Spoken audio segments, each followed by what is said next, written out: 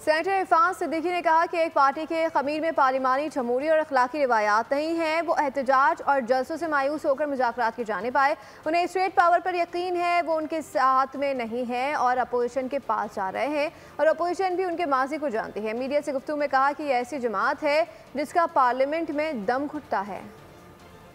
की पॉलिसी हमेशा से रही है हमारी, लेकिन एक जमात जिसका आप भी जानते हैं, मैं उसका नाम लूँ या ना लूँ सब जानते हैं, उनके जीन्स के अंदर, उनके डीएनए के अंदर, उनके खमीर के अंदर पार्लिमानी जमहूरी सियासी अखलाकी रवायात नहीं हैं। वो सिर्फ स्टेट पावर पे यकीन रखते हैं जो कि अब उनके हाथ में नहीं है।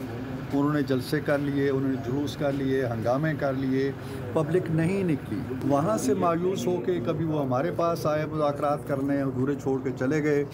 अब वो बाकी अपोजिशन जमातों का दरवाज़ा खटखटा रहे हैं, वो भी इनके पास को जानते हैं। ये जमात ऐसी है जिसका पार्लियामान के अंदर दम घुटता है।